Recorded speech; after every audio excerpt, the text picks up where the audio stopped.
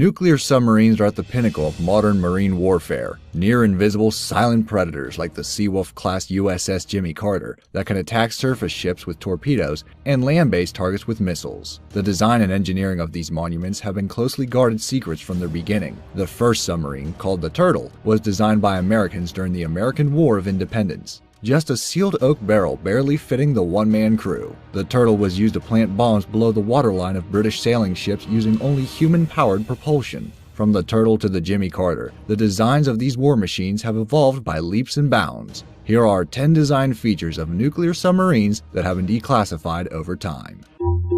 Amazing! Number 10. Electrolysis Air System. The first hurdle to underwater operation was to provide a breathable atmosphere. That's over 12 cubic meters of air per crew member per day. To carry air in pressurized canisters severely limits the distance or range of a submarine. So instead, on nuclear submarines, pressurized canisters have been replaced with a system that generates oxygen from the very seawater through which the submarine flies. Applying an electric current through seawater splits the water molecules, or H2O, into hydrogen and oxygen. Flammable hydrogen is stored until it can be vented safely outside the hull, while the oxygen is circulated throughout the vessel. The oxygen generator system on a modern submarine produces as much as 4,000 liters of oxygen every hour, regulated with sensors to maintain safe breathing levels. Since the nuclear power plant supplies nearly unlimited electricity, this system gives the sub a nearly unlimited range. Number 9. Depth Control. The captains of the first submarines controlled their depth by pumping water in and out of the ballast water tanks. That crude system has been replaced with fins that look like small wings that can tilt up and down.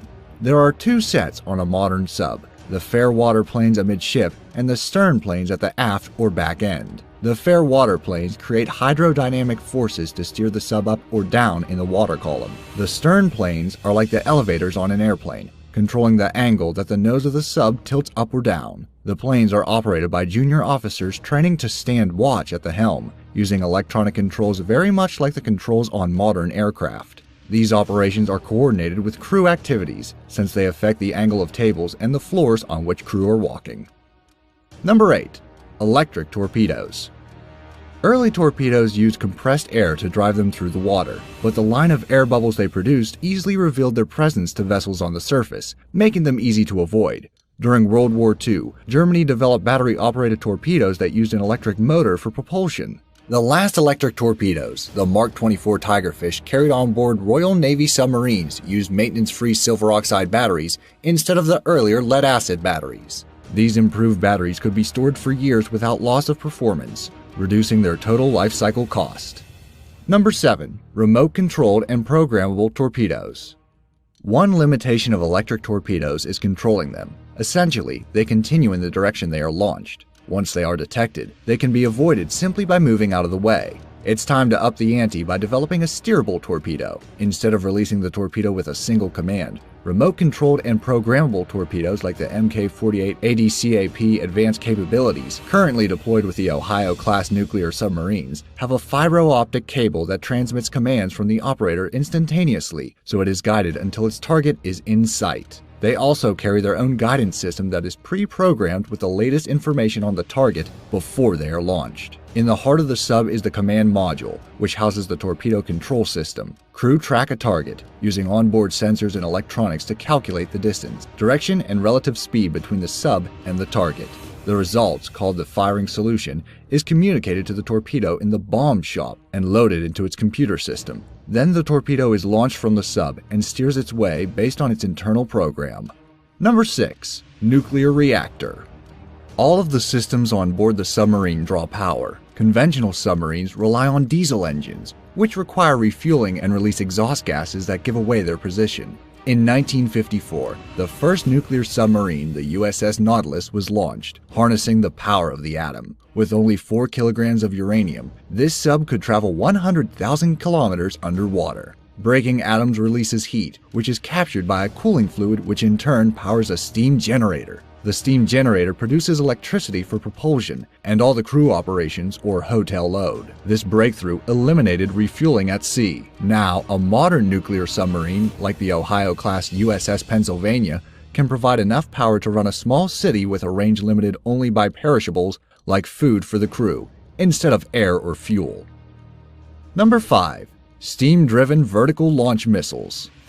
During the Cold War, the Russians got the upper hand with the ability to fire nuclear weapons from submarines. This dangerous development opened up the theater of war from sea to land-based targets. Early systems required that the submarine surface to launch the rocket into the atmosphere, putting the submarine at risk. The race was on to find a way to launch a rocket vertically while underwater. Rockets burn fuel, so they require oxygen. To launch them underwater, a compressed air system was developed. The rockets are housed in sealed tubes. Just before launch, a valve opens, releasing compressed air into the tube and pressurizing it. The seal is broken and the pressure drives the rocket through the water at over 80 kilometers per hour, overcoming the drag of the water. Once it breaks the surface, the rocket engine can ignite and propel it through the air to its target. Number 4. Passive and active sonar. Hiding underwater, the submarine is hidden from view, but not entirely undetectable. Sound is their enemy where light doesn't penetrate. The speed of sound in water is 1,500 meters per second, or 5,400 kilometers per hour, over 4 times the speed of sound in air, so it can travel great distances without loss in decibels or relative volume. Early submarines were flying blind when they submerged below the depth that light penetrates. Today, by using sensitive listening devices, the sonar operator can gather intelligence about surface and subsurface vessels and the environment around the sub for navigation. Passive sonar is a system housed in the nose of the submarine that detects sound using a sensitive speaker. It can identify and distinguish between the sound signatures of vessels, whales, and seismic events from 1,000 kilometers without revealing the location of the listener. To navigate safely, the operator also needs to know the location of solid objects like rock outcrops, underwater structures, and other submarines that may be standing still in the water. Active sonar detects solid objects by sending pings and measuring the time until the ping is heard, reflecting off the object and returning to the listener. Using the speed of sound in water, the distance to an object can be calculated from the return time. The latest systems use a spherical array of hydrophones to distinguish the direction of the signal in 3 dimensions, sensing from any direction around the sub. Number 3. Silent running through isolation and hydrodynamics. Since sound travels underwater for great distances, the hum from a motor or the tick of a clock would give away the location of a submarine. As more sensitive sonar systems were developed, ways to silence sounds from the submarine were also invented. So, every piece of machinery is isolated with rubber mounts or coiled springs to prevent the vibrations that make up machinery noise from being transmitted through the hull. The largest source of noise is the propulsion system. As the blades of the propeller turn through the water, they can generate bubbles. These bubbles appear when the tip of the blade exceeds the cavitation speed. At this speed, the hydrodynamic lift generated by the blade produces areas of such low pressure that the water effectively boils. As the bubbles separate from the blade, they collapse with small implosions that are easily detected with passive sonar. Using advanced research in hydrodynamics, propellers are now designed with multiple blades, generating more power at lower speeds and eliminating cavitation noise. Number 2. Hull pressure chamber and hull tiles.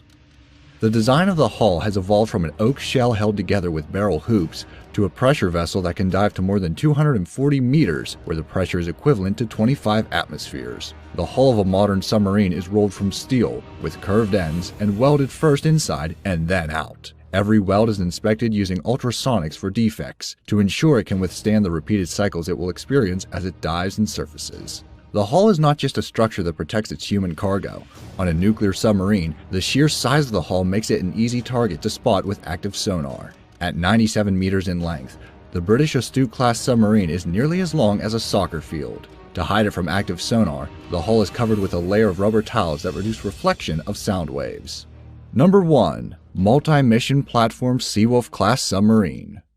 The Cold War drove the United States to design their most silent fast attack submarine, the Seawolf. The hull is the first entirely made from HY-100 high-pressure steel, a material that has achieved 360 meters in an unclassified submarine. Only 3 were built before the end of the Cold War, but these vessels have outclassed their Russian counterparts because of their versatility. In addition to transcending their predecessors in depth, speed, and stealth, the hull fits double the armament and launch capabilities, with 8 tubes and berths for 50 Tomahawk missiles. Enter the USS Jimmy Carter, a variant of the Seawolf built 30 meters longer to accommodate its unique multi-mission platform. The MMP is an underwater hangar with a moon bay lockout chamber that allows it to launch autonomous and remote-operated vehicles and deploy cables and underwater sensors at depth. The Jimmy Carter is also fitted for an air-transportable dry deck shelter that piggybacks on the sub for storing and launching combat swimmers and a swimmer delivery vehicle. And it has a swimmer silo for deploying up to 8 fully equipped combat swimmers at a time. This vessel rivals Jules Verne's Nautilus of 20,000 leagues under the sea. The battle between nuclear submarine design advances continues. As each new technology defeats an old one, revealed design secrets lead to advances in other sectors from commercial shipping to personal watercraft.